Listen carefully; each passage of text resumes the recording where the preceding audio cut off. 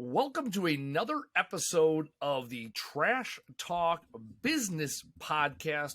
We are on episode 50. It's a half a century for you guys keeping track at home. 50, big episode. As always, you've come to the Trash Talk Business Podcast to learn about the waste industry, more specifically, junk removal, demolition, deconstruction. If you want to learn about that business, to grow, scale, get in, get out, you've come to the right place. As always, I'm Andy Weins, joining in from the great state of Wisconsin, and my co-conspirator, Casey Bubba Lawrence from the great state of Texas. Word. The big D. Casey, what are we going to talk about today? We're going to dive into little sales opportunities and sales action here. Sales opportunity. I like the sound of that. Casey, kick it off. Let's get into it. Yeah, man. So the biggest part or the biggest downfall I see in sales is people thinking that they have to know how to sell before they can actually sell. The coolest thing about junk removal is most of your selling is done through your service. Just by being present in your community or in your area, you are already a step ahead because now you are presenting a service that not just provides solutions, but also helps your customers with their problems, as well as maybe they want a full-time person that they can count on for other things. So when it comes to sales, the best salesman in the world is one that doesn't sell at all. So you're actually on the right foot if you don't know how to sell. You're not wrong there. No, you're absolutely right. Sales, like the traditional salespeople are going out there, right? Your job is to solve problems. And for me, what has led to my success in sales is asking questions. Really that simple. Ask questions, get the information, and then solve the problems versus telling. And I've seen that in sales, right? Telling. And you know, I've done a lot of presentations. I've seen a lot of presentations. Sales there's a lot of techniques and tactics. I see a lot of them from a pipeline management standpoint and follow up. Absolutely. Like there's a lot of good techniques. Your ability to connect with people though, that is as individual as the person, not only you. Yeah. Also the person you're connecting with. So what was your background before you got into junk removal regarding sales? So I had a very limited sales background. So after the Army, right, I was in the infantry. You don't have to do much selling over there. But, like they come you know, and after, yeah, exactly. And after the Army, I was in the oil field and I was an independent contractor just hauling crude. So once again, I had no interaction with other people, didn't have to sell a product or service. It wasn't until I actually took a job in sales, working for a dealership, a car dealership, selling Fords. And I'll tell you this, the best dealerships to learn sales from are the worst dealerships to work for, like straight up. And the reason why is because they take all your money. And as a salesperson, you're not going to make much. You operate with a draw. You also have to make sure that everything gets passed through the sales department and then the finance, and they can screw up every deal. And the only person that gets hurt is the person they chip away from, and that's the salesman. But I got sent to this class as part of my employment there, and it was ran by Berkshire Hathaway, and it was a phone sales class, and it sounds boring, and it was super boring, but I learned a lot of cool shit, and it's all about psychology, right? It's all about how to not just think like your customer, but also how to relate to your customer when technically you probably can't even relate to what they're talking about. It's all psychology. People tend to go with what they trust and who they trust, and they tend to trust those that have something in common with them. So what I learned from them was I could pick up a phone and cold call someone who may be on a list from 2-3 years ago. At one point in time, they probably looked at buying a vehicle. And now I have the potential of having them come in and buy a vehicle from me. But my first step was to get on the phone with them, relate to them, and then have them meet me for something at the dealership. Hey, why don't you come on by and just show you around? You know, don't expect shit from you. And the next thing you know, when you're in front of them, that's when you do your selling, right? That's when you say, hey, you know what? Looks like you're driving this beater. What's the reason behind that? Like, how can I help you pull more, right? Like, what's going on there? And when it relates to junk removal, my best jobs were closed in person. Like, yeah, you could do shit over the phone. Yeah, they'll call you, hey, I need junk picked up out of my garage. All right, awesome. This is what I charge. When we get there, we'll tell you how much it is. The problem with that is you lose control. Yep. If you keep control of that job opportunity all the way up to when you get there and say, hey, you know what? This is actually going to be X amount of dollars. And I got to have my team come like right now. They're right down the street. Meanwhile, you already knew where your team was. It wasn't like a just happenstance. You planned this out because of this estimate. There's all kinds of psychology that goes into sales. But the biggest thing is to get in front of your customer as much as you can because they want to talk to you. They want to talk to the owner. They want to talk to the vet. They want to talk to whoever runs the show. Yeah, if you look at Big Blue, one thing that they do with their model, which is really successful, is when you call, right, because they have the scope and scale, 12, 15, 20 trucks, maybe more in a market, they'll send someone, right, with a truck ready to go. And they do have an estimator that goes out there. I know in our area, it's a Suburban, been doing it for years, right? They'll do the small jobs there, but they send someone immediately, right, if they can't book the job over the phone, to your point. Right, because again, that's your quarter trailer, half trailer, smaller projects where you're booking more on the phone because you have enough information. As soon as it's half trailer or more, half truck more, with us anything more than 2 trucks, unless we have really good pictures, we got to go on site. But what they do is what you're talking about. They send the truck out right away, and what they say is, hey, here's the price today, here's the price tomorrow, and it goes up 5 to 10%. And so what they're doing is they're showing value now. I don't particularly like that. Our price is based on cubic yards. Yeah, I like to do jobs as soon as possible. There's no doubt about it. And what they're doing is they're creating the urgency, a sense of urgency and value. Like, hey, it's more valuable today, right? Because I'm giving you more value, right? And tomorrow it costs more, so it's less valuable per se, right? Because we're picking up, not delivering per se. And so there's absolutely this piece of control. I tell customers, and I tell this to people that are first starting, the first 100 jobs you do, whatever, pick a number, 100's a good one. Don't give estimates over the phone because you have to learn how to ask questions. Also, unless you are knee-deep in jobs, correct, is someone calling you on a Tuesday and you're sitting there in the office, like, hey, I would love to look at your job. Are you at home now? Chances are they are, or they're at work and they can come home. You want to go look at it as soon as possible because then you get that personal interaction. And, whether or not you get the job is insignificant. Having those conversations over and over and over, especially when you're starting off. We talk to a lot of people that reach out to us are starting off, they're 6 months or less, or they're thinking about getting in. And they're like, well, how do I book jobs? You've got to go out and see jobs. That's how you get better at estimates. That's how you get better on the phone. That's how you get better understanding what's important to your customer. I can give you a script. I don't like scripts. We don't use scripts. I can give you a script. Hey, here are the questions to ask. And if you haven't been in people's houses, you haven't talked to them, and you don't know the population, it's not going to work well. I know that. Having had franchises across the country at one point, people in different markets, they're looking for something different. I can tell you, like in the Chicago market, it was speed of execution. They wanted kind of now. In Minnesota, it was more up in the Twin Cities, it was more the hometown feel. They want to know that you were the hometown guy. San Diego, Massachusetts, it's like same month, we're good. Same month. Oh yeah, we had a guy there that was like booked out 2-3 weeks at all times. And again, that's the piece where it's like, okay, well then what is important, and you're not gonna say that on the phone like, hey, what's most important to you, right? Convenience, price, value, or whatever. You figure that out by picking up passive intel, and when you're at people's homes, they're more comfortable, open up to you. I would argue they're more likely to say yes because you are right in front of them. Well, you've said this before. The key to sales is relationship. 100%. Right? Like, you want to be the best salesman, then you need to create the best relationships. Because at that point, you will never have to sell again. Because 2 things. 1, you have friends and business associates, not customers. And 2, they are doing the selling for you. Yeah, about 35 to 40% of our business every month is from referrals or existing customers. Yeah. And there was a stat that 80% of your customers, use you at least once a year. I haven't seen that to be true. I'd say it's 50% use you, I'd say more than once.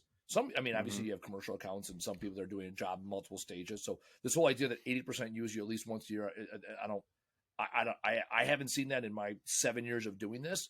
I do know there's customers that we've worked with, we'll do 2-3 jobs a year, and we've been doing it for 7 years. So again, the math is in there somewhere.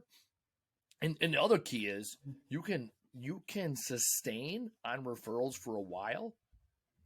If you want to grow, you have to continually fill the top of your pipeline. That's Well, why I think a lot of people have those pride issues too.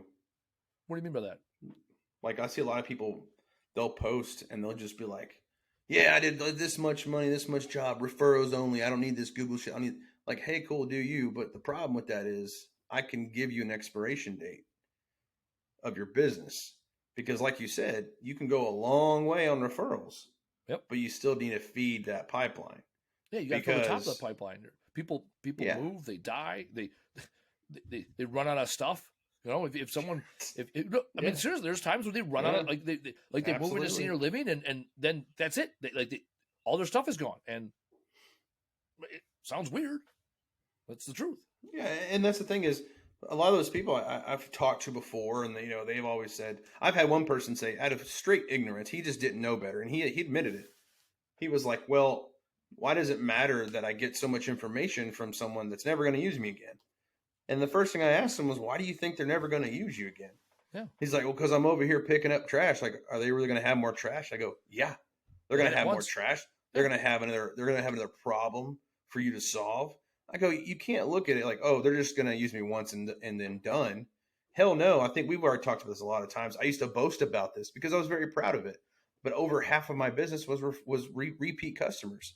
And the reason why was because we provided that great, valuable service to them. And the reason why it's important to me, why I would rather have a line of repeats than a huge stadium full of new, because the repeats are already paid for. Yep. Right? And they're already tried and true. And exactly. And that's the cool thing is I can say, "Hey, Jim, man, you've used me 6 times in 2 months. Can you do me a favor? Can you see who else in your pipeline or your network might need my services?" And then just give him my number, man. Because I know Jim on a personal level now, also know and trust him enough to where he's not going to just give some Yahoo my phone number that they're just going to spam call me, right? And also this Jim that I trust, it seems to be he does okay when it comes to income. So I want more of him. I want more people like him that he hangs out with. So that's the questions that you have to ask yourself and these customers. And when you're meeting someone, even if it's for all right, so here's one thing I love. I love doing campaigns, a monthly campaign, like a freezer or appliance pickup. Hey, this month alone, only this month, we're doing $50 for any single item appliance within these areas or whatever. And the reason I love that is because it gets you in front of a customer. So now you can upsell, but also my back end's taken care of because 9 times out of 10, I can either scrap it or get rid of it for free, right? I don't have to spend money on getting rid of it. So you have to look at how do I get in front of these people? And then once you are in front of these people, the one thing that most new customers are missing is information about you and your business. Oh, I didn't know you did junk removal. I thought you just picked up appliances. Well, I'm glad you asked. So I'm going to give you a little example of what all we do, right? And that's why I love and hate single items. Often, so most people I know, normally a single item minimum, the lowest I've seen recently is about $75.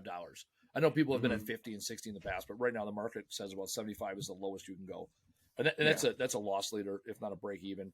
Highest I see is about 124. I know there's some franchises that are up to like 139. So where are we at, right? Let's say that range between 75 and 140 on the max. It is difficult. It is complicated to make money doing that. That's a lot of single items that everything has to go smooth, and you got to be banging them, and they have to be well routed, and it can be done. You can make money. The opportunity with single items is the next question you ask is, well, what do you have left, or why are you getting rid of this? Someone's like, oh, well, why are you getting rid of this fridge in your basement? Oh, we're going to remodel down there. All right, well, what else needs to go? Oh, I got this, and this. And often, I'm going to get a dumpster. I'm going to get the neighbors to help. And once you can intercept that conversation and an opportunity to say, okay, well, this is what we can do. Again, not selling, right? This is informing. Hey, you ask questions and then inform. Well, let me take a look. There. Hey, what else you got going on? And whether it's today or we come back tomorrow, okay, let us know what we can do to serve you. And when you go with that servitude, what can we do for you mindset? The phone will ring. Because people will tell you, when you ask them that question, they will tell you. If you tell them, hey, we do junk removal, and then there's a stop, then what? right? What do they get? Hey, I do drunk removal. Sounds good. Yeah. Yeah. Well, that's the thing is, all right, I'm going to use an example here that I really don't care what people think about it, but it's kind of true. So let's say you go to your local off-base strip club and you notice that you're on a budget because you're a brand new private in the military. You have some cash to throw, but not much. You'll notice that the longer you are there, the more you're likely to spend money, no matter what your limit is. I'm only going to get one dance. Look, the thing is, they know you're there. The old strip club analogy. That's where we're going. Okay. Well, it's straight truth. Look, if you're there, right, you're going to get sold. Like they were going to keep coming by, keep circling around. Can I get you a drink? Do you want just a quick dance? Hey, what's your name? You know, like they're going to small talk the hell out of you. And here's why that's important. They get to know you, and whether they're a stripper or not, right? Look, girl, guy, whatever your flavor is, whether they do that or not, the fact is they are right there in the front lines of sales immediately because they're getting cash. So you have to think in a way like that. When you are there, hey, look, why don't you let me take a look at that? You have a project coming up? Cool. I mean, look, worst case scenario, I'll give you some numbers. If you don't like it, cool, no problem.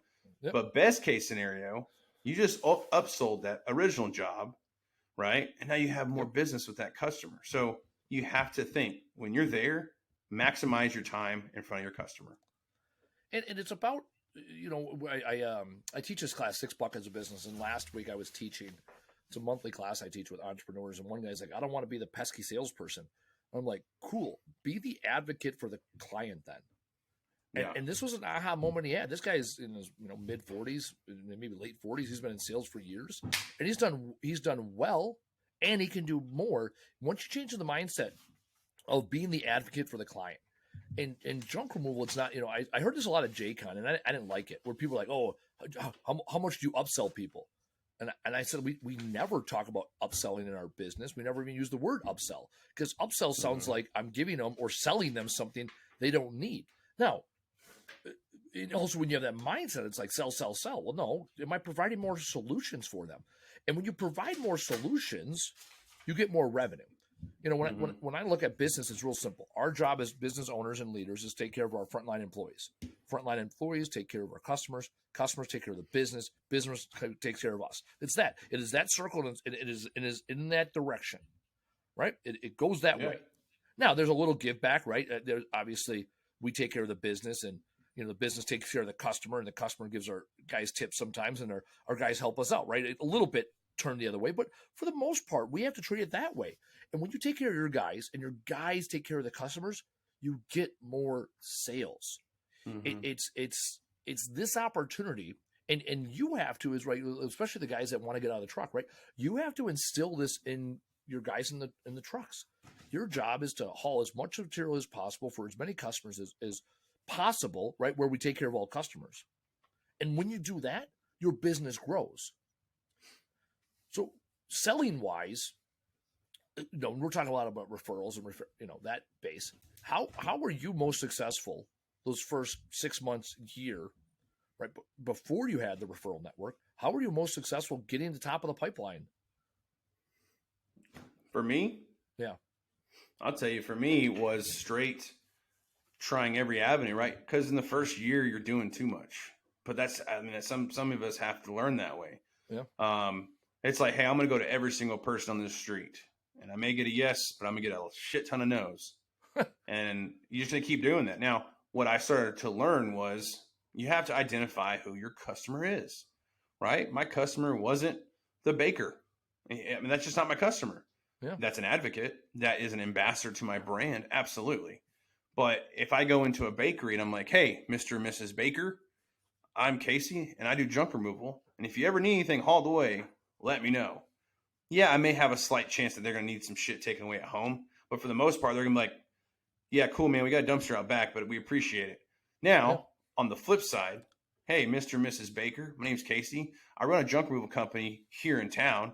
And I'm really trying to get in front of more people. So if you ever, meet anybody that may need my services, I'd love to let you know or let me know. Also, do you think it'd be cool if I left a couple of brochures here on your counter? Worst they could say is no, but you just met someone. So you got to keep doing that. It's called hustle. You know, a lot of people don't know how to hustle. They want to stay behind their damn computer and then Yep. pay a company just to do SEO and marketing bullshit. But No, that same person who's stealing your money for Google Ads will tell you the same thing.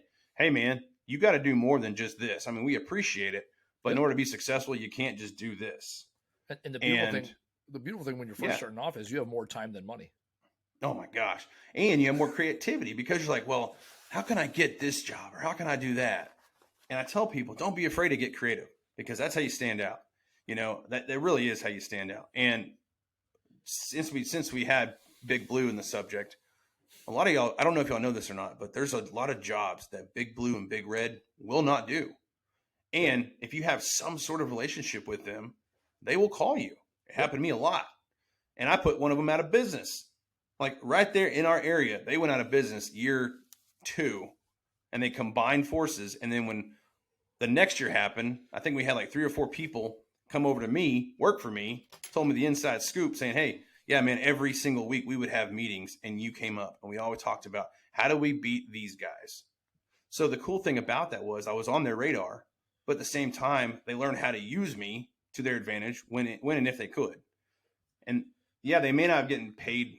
They may have got paid on those jobs that they referred, but they made a customer of theirs happy by providing them with a solution. Hey, you know, we don't actually do that kind of stuff here. We're not set up for that, but I may have a solution for you. So if you just give me a minute, I'm going to call someone.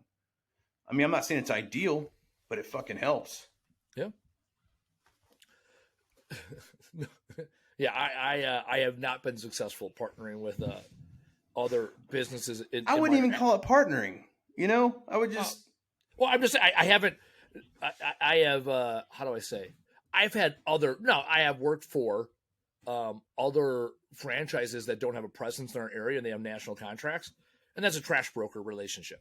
I have not had relationships with local junk removal companies. Actually, while we're deviating there, so here's a situation I'm up against, and I'll be transparent with our audience and you I'm not sure how to handle this one. So I have a local junk removal company who's competing with me, because everyone is, right, and they reached out to me by way of Facebook, and we're like, hey, if you ever have any jobs, send them my way. Did you ever either send them my way or hire me on as a sub, if you will? Mm-hmm. Did you ever, in your experience, hire on or hand off jobs to other junk removal companies? No, and here's why. As you know, the franchise we were part of, they were very territorial, right?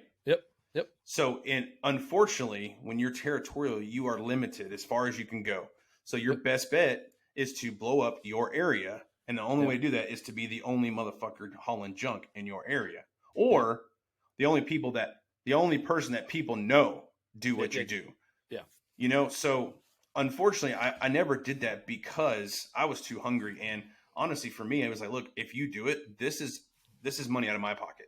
Now, on the flip side, I mean, I guess I could say this now, but yeah, later on down the road, when there was things that popped up in different areas, I referred them to the best fit, if that makes any sense. Oh, 100%. Oh, no. I'm not talking about other areas. Absolutely. Yeah. Right. Okay. Like I don't have, we don't have to go on that road. I am faced with in my that area, dilemma. No, we haven't had the dilemma. I got plenty of trucks and trailers. The question is, do I do what's best for the customer?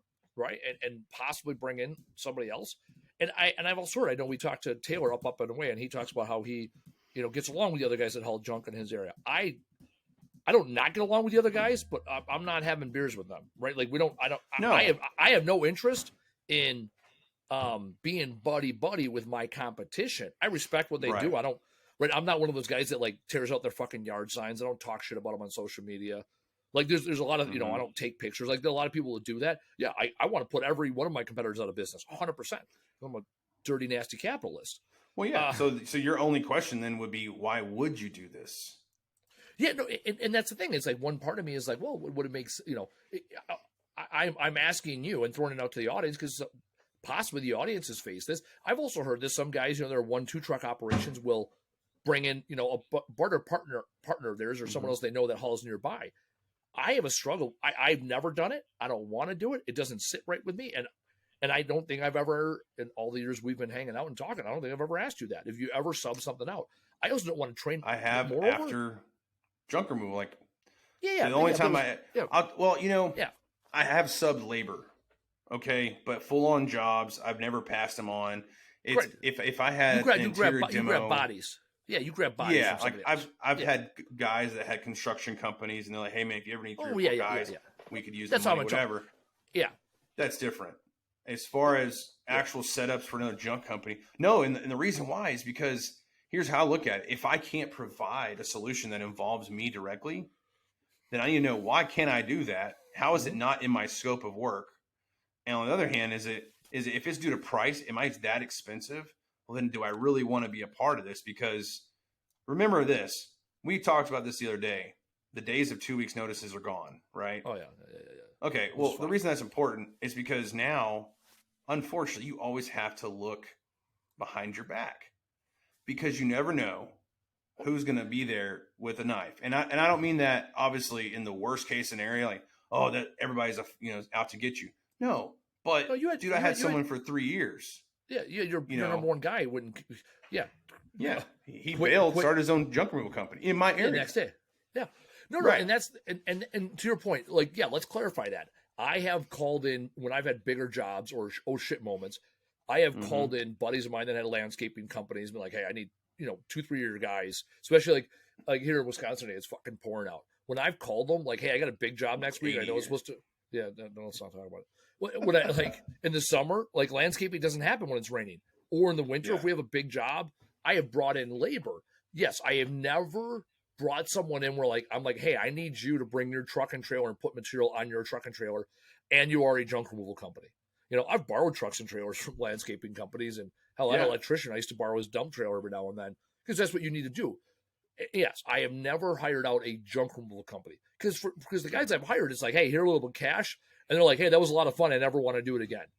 They're not in that business, and they're guys like hell. When we did that job down in Texas, remember we had those couple guys that helped us from your buddy's company, and like day one, they're like, oh, this is awesome. We're inside. This isn't, and then by day two, they're like, this is the worst thing ever. I hate this. I want to go home. They were landscapers. And they were landscapers. Like they were so ecstatic to not be in the sun day one, and by day two, they're like, "This is for the birds." And we're like, "Yeah, this is what we do." I hate working in a cave. Oh yeah. They're like, oh yeah, they didn't. All of a sudden, they missed the sun real quick.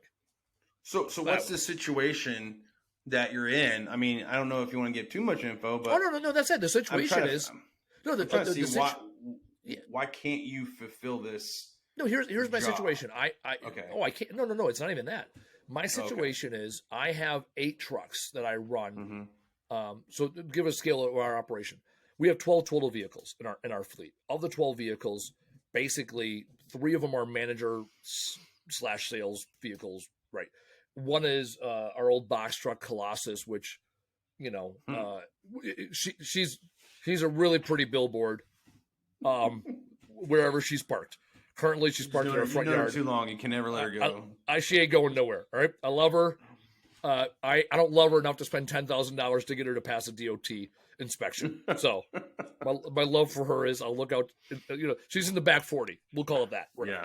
So I have 8 trucks. I run up to 8 trucks in the summer. Right. I'm not running them full time. This time of year, I'm running 4 of them. Right. And with junk removal, that's always been my scale. It's you run basically half capacity, your slowest 4 months, and then you run between 3/4 and full capacity the other 9 months. And that's right. And we scale up here, especially in the Midwest. May through October is when we're at capacity or pretty near.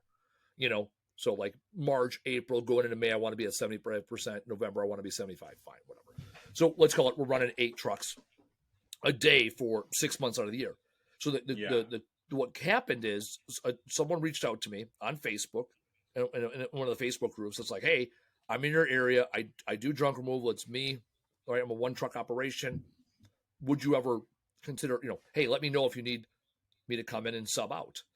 And one part of me is like, oh, I want to help the guy out, throw him a bone, right? Especially here, like in, as we talk, on the, Trash Talk Business podcast, I want to support the industry.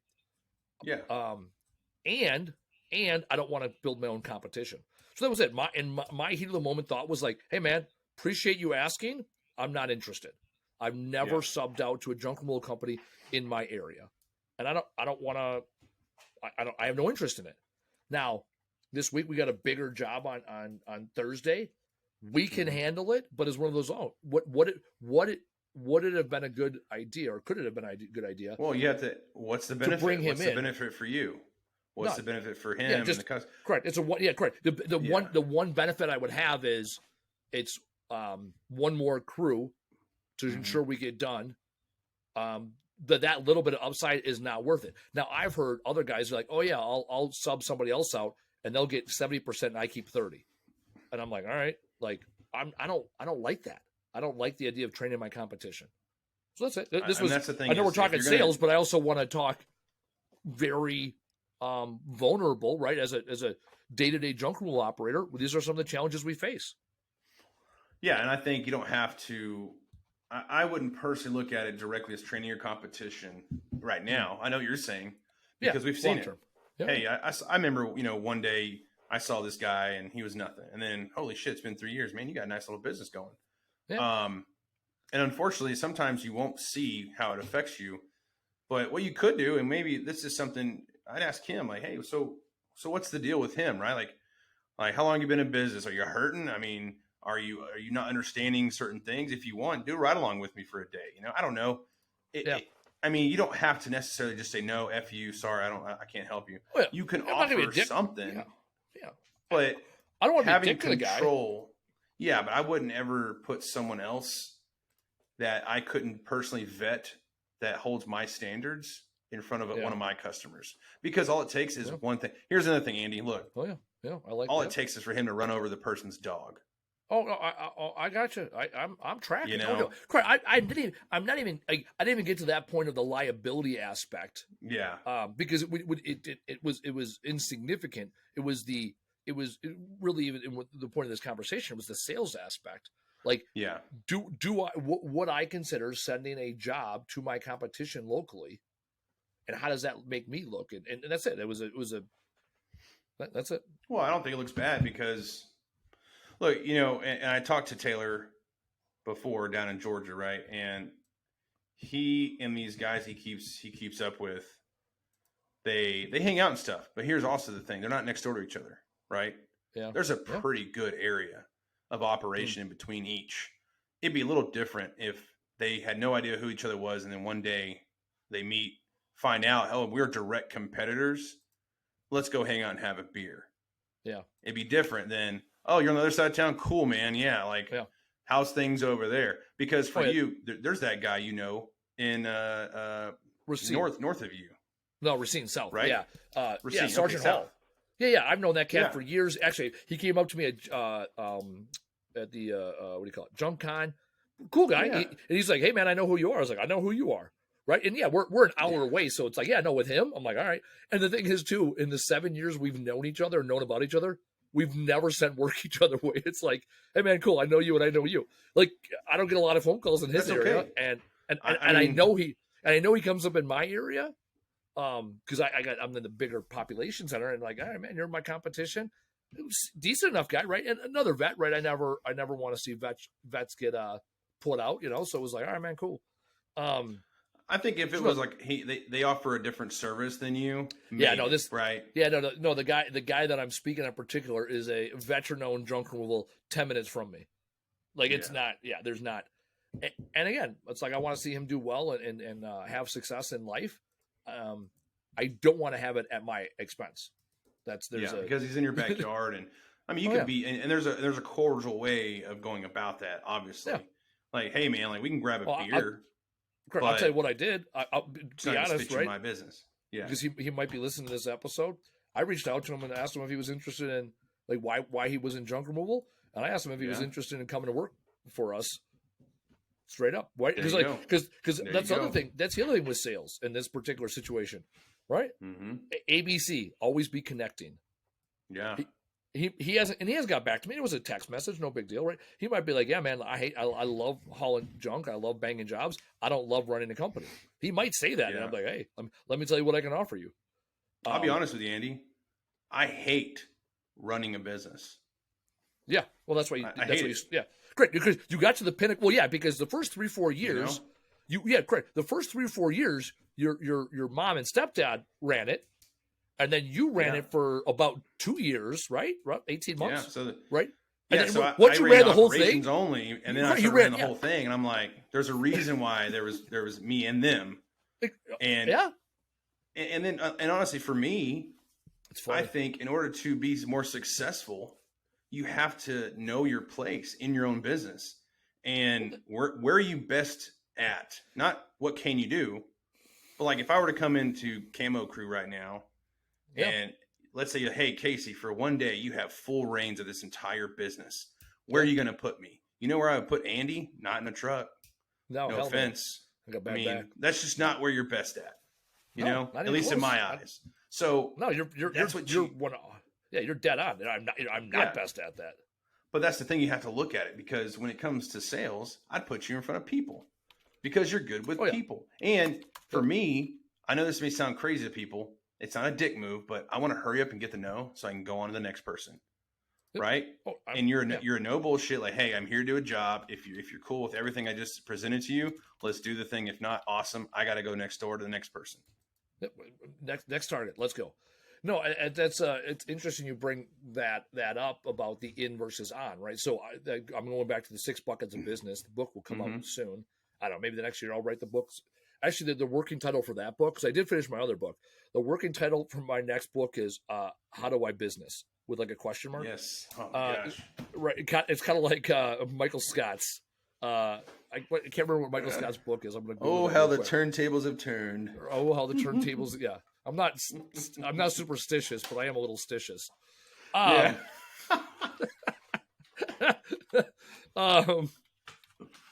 Sometimes I start a sentence and I don't even know where it's going. No, so with Michael Scott's book, it's like, how do I lead? I think I'm almost there. Hold on. But no, in my next book, it talks about the 6 buckets of business, and of the 6 buckets, 5 of the buckets are on the business, and one of them is the craft, like the thing that you actually do, right? So it's like you loved banging junk removal jobs, you loved running the day to day, of the business. Yeah. Here it is. Somehow I manage. There it is. That's the name of it. Actually, someone wrote this. There's actually a book. It can't be a book. It must be a.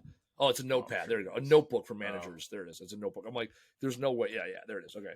Available on Amazon, 1969 in paperback, limitless paper in a paperless world. The copy of Somehow I Manage by Michael Scott. On every page is a ready to be completed, just like the copy. Blah blah. All right. So it's a journal. It's a 6x9 journal with Michael Scott's picture on it. World's Best Boss. Yeah, the perfect. Anyways, but what you said is there's a lot of people that get into junk removal, and one of the first questions I ask them, and I'm going to challenge the audience here. Listen, hear me out here and answer this question truthfully, right? Do you want to do junk removal or do you want to run a business? Because those are 2 different things. You had your mom and your stepdad day one. I had my brother. He ran the day to day. I didn't. I over time fell in love with the on the business. But that's also why you said, and I had to. He's very. I love banging jobs until I realized if I'm not out making the phone ring, we ain't got no jobs to bang. Yeah, and see that's the thing is, Ike.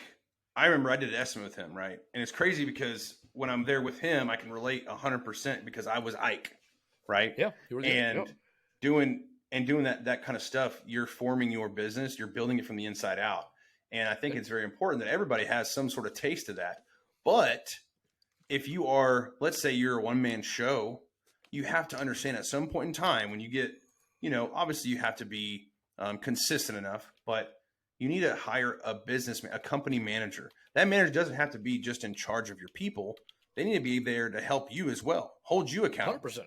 Hey, boss man, like no offense, but you don't park that shit there at the end of the day, okay? Like, go pull around back. Oh, shit, yeah, you're right. I mean, I don't want my guys doing that. Why am I doing it?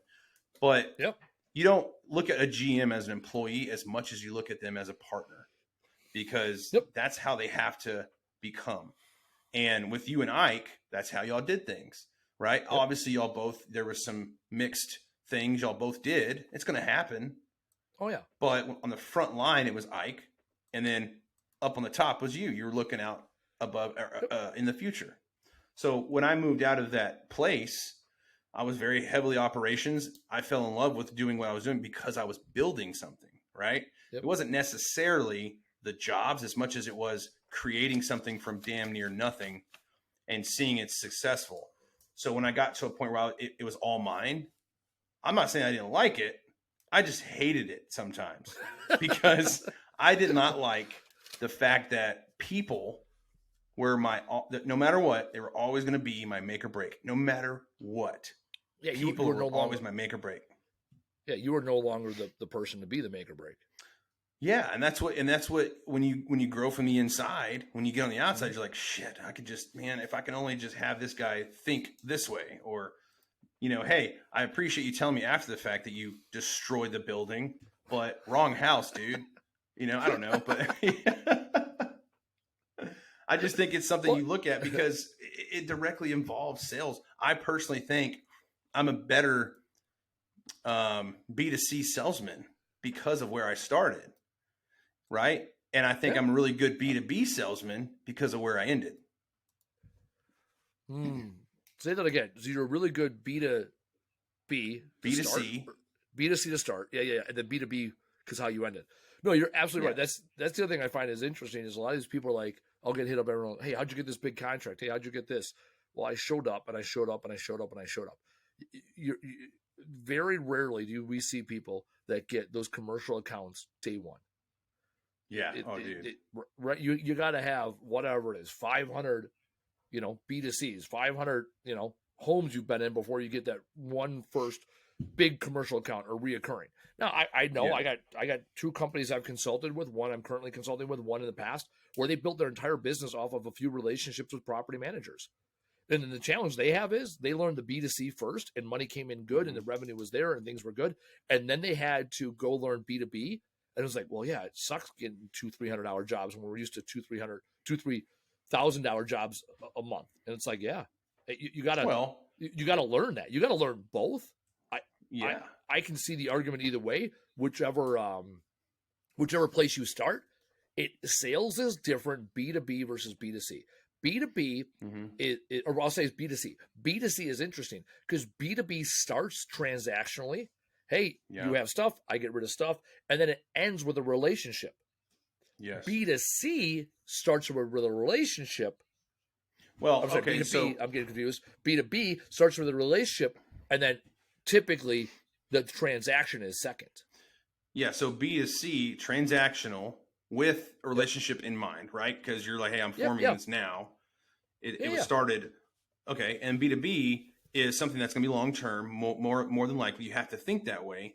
Now, have you also seen that thing floating around Facebook? It's like your friends won't always be your customers, but your customers can always be your friends or some shit like that. Yes. Pretty much saying that. Yeah. Yep. Yeah. Like your biggest supporters aren't always your friends or family. Well, It's very true, but I will say this. It's not always true. You can still use that to your advantage. You can lean on your friends and family, have them help you get the word out. But when it comes to sales, when it comes to actually growing, it is correct. You know why? Because they don't know you in a biased way. Oh, that's my boy. He's going to hook me up. You know how many times that happened to me? Hey, I got some shit. Like, you think you can give me a friend discount? Here's my friend discount. I'll fucking do it. Right? I'll show up. But so, I think whenever you're looking at these relationships to build on, if you go at each B2C relationship and you sell it, right? You can say, I don't like saying sell it because it's not really selling. But if you look at it like, hey, I'm starting a relationship right now that could very well blossom into something really cool in the future. Then the next time you're there, you've already done it. Like, you have to look at that like, hey, I remember you used me once before and you used me again because you knew me, not because I was the cheapest, not because I was the only one available.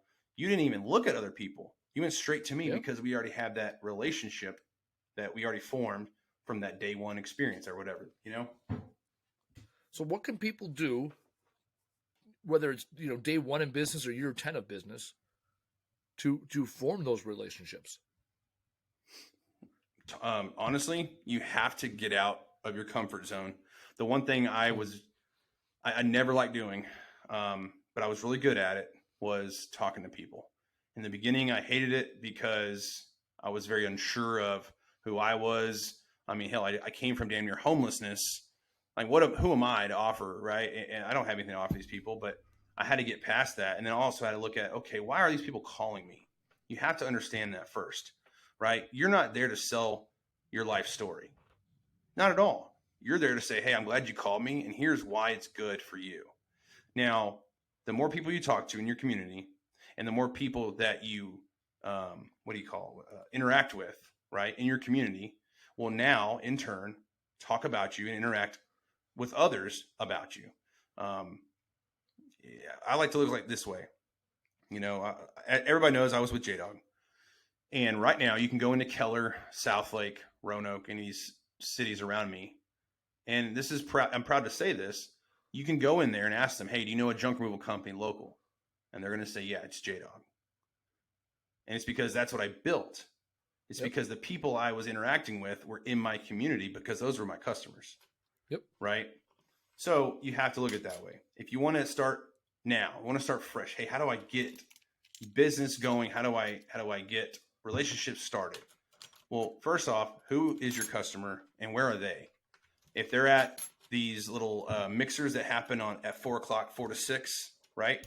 Yep. Then go there. If they are at these real estate social hours or the chamber luncheons or whatever, like, fuck it, man, go there. Because right now, I guarantee you got some time.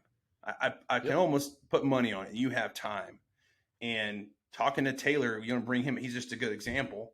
He's in Georgia. The one thing he does very great, maybe almost too much. I mean, that's on him, but he networks a lot, right? And I would tell everybody this, to make it even more simple. I would, right now that you have the flexibility, designate one day in the week. It could be your slowest day, whatever. Designate one day to do all the outside of your business stuff. Whether that be, hey, from 8 to 11, I'm going to do coffee meetings or whatever the fuck. Real quick, it's not Saturday or Sunday. Because if you do it on Saturday or Sunday, A, you're not going to get it done. B, you don't get the reprieve that you need. I want to preface that because because I always told myself, on Sunday I'm going to get caught up, and I never got caught up on Sunday. No, because Sunday you have the mentality of, man, fuck it, Sunday, woo. But But make sure you designate one day you stay away from your business. And if you have a physical location that you meet at, if you have crews, if you have 1 to 10 people, it doesn't matter.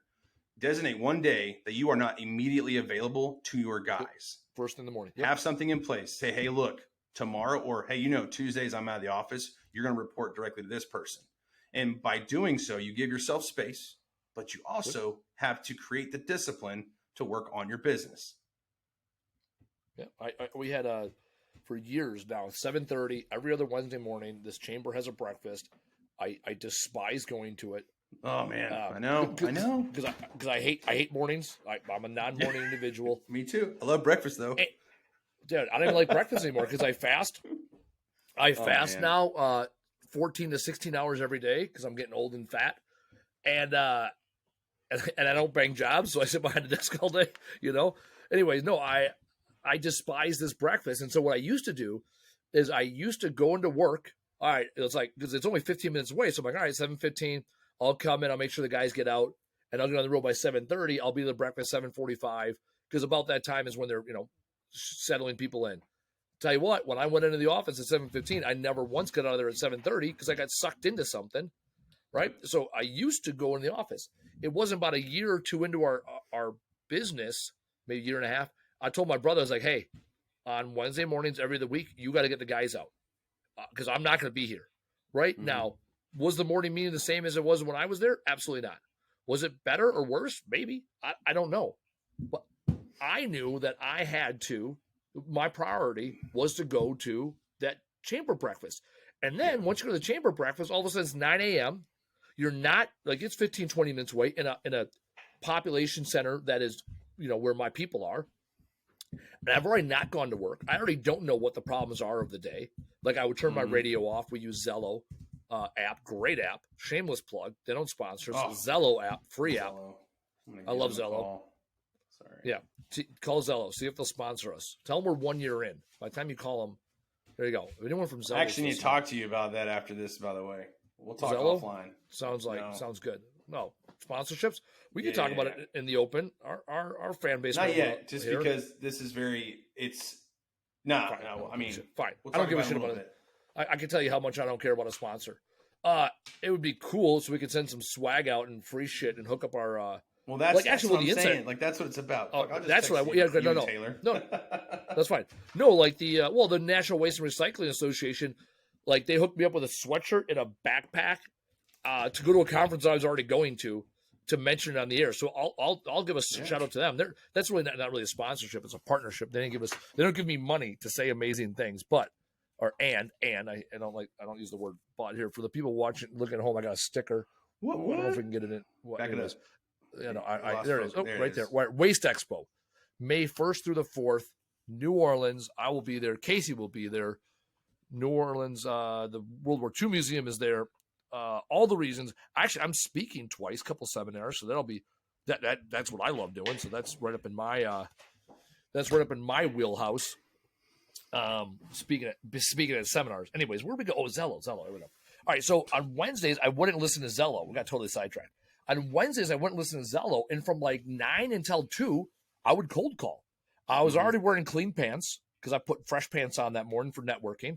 I didn't screw them up by unloading trucks or loading trucks first thing in the morning, and the business was already taken off without me. And that Wednesday morning, after the networking, turned into every day for a while. In 2019, I was doing between 40 and 50 networking events a month with another 40 to 50 one-on-ones. My goal was 100 touches. Yeah, no, but it was 100 touches a month. That was my thing. Yeah. 100 things a month. And for every time I went to a networking event, I would book 2 or 3 one-on-ones or lunches when they were like the standard networking events. And I went to networking events I had no business being at, and I didn't know that until I got there. Hell, But that's how you do it, though. that's it. I didn't tell you about this one. I went to a literally how you networking do it. event two weeks ago on a Monday night because I'm like, I heard about a networking event Monday night. I got an invite, right? I did the Real invite. estate flippers. No. I show up. I didn't know this was the thing, Casey. I'm going to admit it that I know this. Actually, I know it was on February 13th. I know why it was on February 13th. I show up. I'm the only dude at this networking event. It was a women's only networking event launch party because it was like the 100 Collective. I'm like, I don't know who these 100 Collective people are. Turns out it's 100 Collective women. So my big dopey ass showed up. Thankfully, the founder, I went to high school with her, and I've seen her in business over the last couple of years. And she's like, Andy Weins, why are you here? I was like, I don't know. I got the invite. She goes, you weren't supposed to get the, or she didn't say you weren't supposed to get the invite, but her face said that. And I was like, I don't care. Like, right? I put my name on the been invite. Like, a woman must have been in charge of the invites. But anyhow, I went there, right? I had a little snack. They had a charcuterie board. There's never been a charcuterie board I didn't like. And so I had a little snacky poo on a Monday. And then I realized by the end of it, I won't go to the next one because I'm really not invited. First one I can play ignorance on. And that's the key. Find networking events. You can go to them and see what happens. So show up. A lot of guys that we talk to, and hell, a couple of my personal coaching clients, they do a lot of business with real estate investors and house flippers. Yeah, Me personally, I didn't. Yeah. But in year 2 and stuff like that, I would go to their weekly meetups where the local investors would have these networking events. Because honestly, I was like, okay, well, fuck it, man. I could probably get some business here. And I went a couple times because not everything is going to happen the first time. But I started realizing that the number one thing why it wasn't a good fit is because I was too expensive. And it was to a point where I wasn't just too expensive for one person. Like I was out of budget for them. So I stopped going. But then, fast forward later on, because like you said, you sell one-on-ones, right? Not when you're there. Yep. But since I still did my due diligence and I made one-on-ones happen later on in life, after we sold the company, I started getting into bigger projects. Guess who actually needed my services? Real estate investors. Because the game had changed. Like, hey, my position now is not in the outfield. I'm a fucking pitcher. So let's do this. And the cool thing was, had I not have ever gone to those networking events, these connections would have been given to someone else, right? These opportunities. So this is the stupid thing. It's like when we were part of the franchise, it's like join your chamber, go to networking events, and they didn't get it. They didn't understand the depth that you have to do it. It isn't like show up for 6 months or 90 days or 6 months. You got to show up for years. I tell you, when you're first starting the business, the best thing you can do for a chamber is show up to every single one of their events the first 90 days. Every ribbon cutting, every everything because they'll remember that shit. Here's the thing. Mm-hmm. I have seen hundreds, not an exaggeration, 7 years of doing this, hundreds of people that come to networking events once, twice, maybe a third time, and you never see them again. I know. They thought, oh, I'm going to make a quick hit and then get out of here. Oh, if I don't get a lead or two on these first 2 times I go, I'm not coming back. And they recycle, right? It's Why like do you in think the networking chambers events. don't charge monthly? They charge yearly. Oh yeah, great. They get your money one time, and then if you don't show up, that's on you. And if you don't renew, that's on you. Right? When you go to networking events, there's 3 types of people, right? The sometimes, always, never. Because every situation in life comes down to sometimes, always, never people, because that's how people operate. And what you need to do is figure out with a chamber, quick, fast, and hurry, who are you? Are you a sometimes person? Are you an always person? Are you a never person with that particular chamber? And even when you drill it down with those particular types of events. I tell you, if you got a lunch event, I'm an always person. I always love lunch. Lunch is always a good time for me. You know what I'm saying? Yeah. I am never a breakfast person. I'm never a breakfast person. And I am sometimes a BA5 person, business after 5. Like, I don't like drinking. I don't like drinking, especially with people I don't like. Well, I don't, right? On Thursday afternoons, I'm pretty much shed. Now, Ken, our president of our company, he is absolutely a BA5 guy. He's energized. He's social. He's extrovert. He loves talking to people. Thursday afternoon, I am done talking to people for the week. Yeah, and I will say you need. So I'm glad you brought that up. Breakfast, lunch, and happy hours. So some people look at that as 3 different times. I look at it as 3 different completely markets, different audiences and markets. 100%, absolutely. Yeah, because I've noticed. So like my veterans lunch, it's at lunchtime, and it's mainly blue collar, right? It's always contractors, whatever. There's some real estate professionals in there too. But those are the guys and girls that have the flexibility in their day to go to the same spot during lunch, right? Yep. Maybe they can't make a breakfast, right? They have to either get in the office first thing in the morning or whatever. Yeah. Or get their crews out. Yeah. So I looked at that and I've been trying to go to this breakfast for a long time. It's like an hour away. Right. And I'm like, dude, it's an hour away and it starts at 8, which means I have to leave my house no later than 7, which means, so this goes back to backwards planning, right? All to go eat some pancakes with some people. Like, that sucks. But I will say this for at least the veterans, because I can speak to that. For the veterans in junk removal, here's what I would honestly encourage and suggest. If you don't have a local veterans meetup, dude, look at creating one. A lunchtime. I wouldn't necessarily do happy hour. For me, happy hour is very much 80-20. 80% social, 20% actual networking. Yep. But for me, it's never, I don't know, I've always seen the same crowd at the happy hours, and they're always the same kind of people. If that makes sense. No. In our area, the people, going back to sometimes, always, never, the people that always support the chamber, the ones that the hardcore chamber people are at the breakfasts.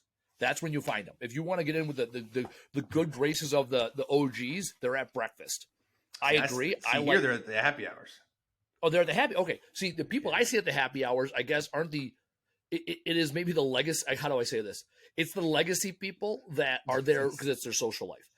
What I'm saying is, it's like people that are on the back, right? People that are on the board, people that are no longer in a sales or leadership function. That's what I'm saying. It's the legacy people. Yeah. It's the people that, like there's a couple of guys in this one chamber, and it's like it's the old guys that are like on the city planning committee, and it's there like, oh, hey, good to see you this month, and it's like I don't particularly like that. Now there's the other chamber that the BA5, the tally of people that go in each time. 100%.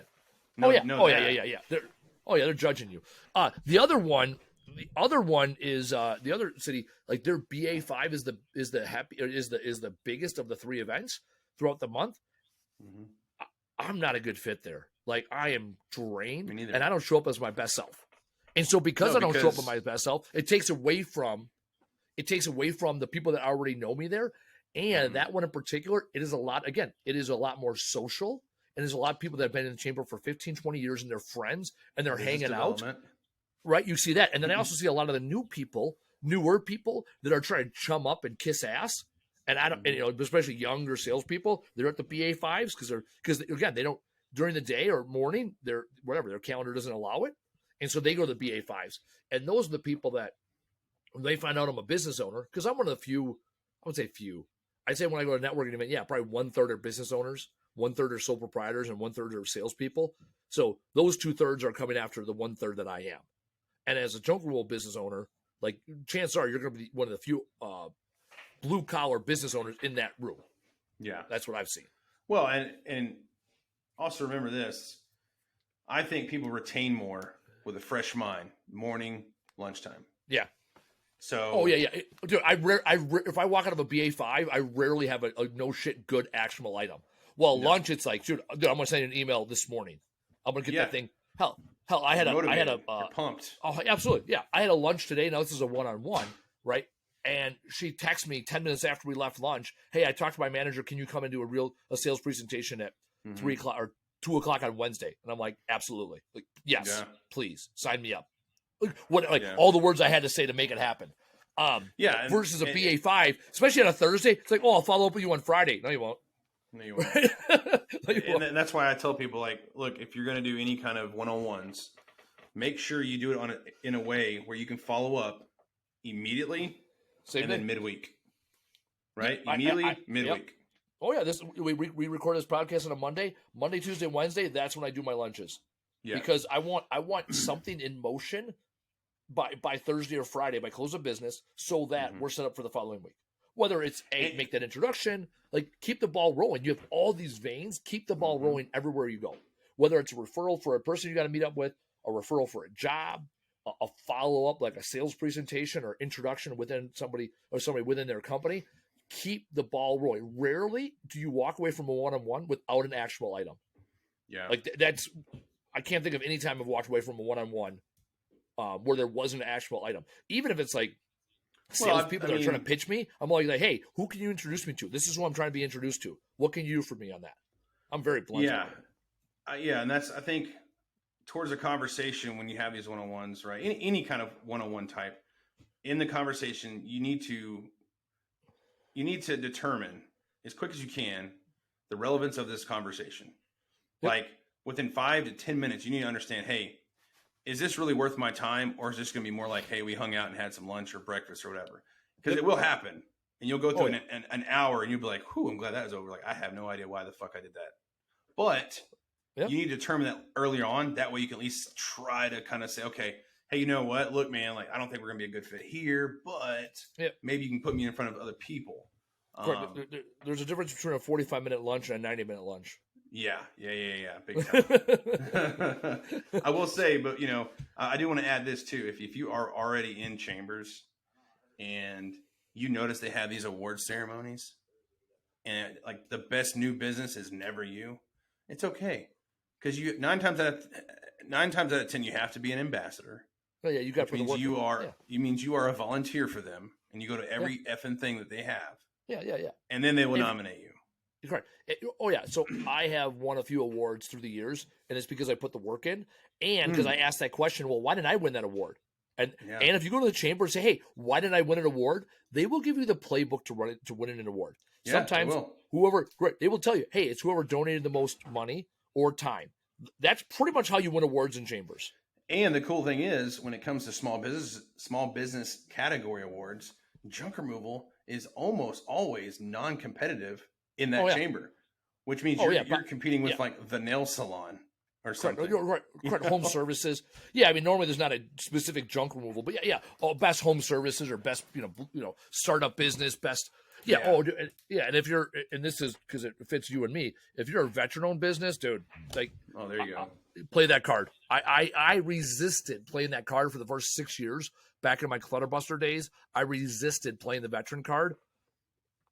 Now I play it. Now, I don't want you to hire me solely because I'm a veteran.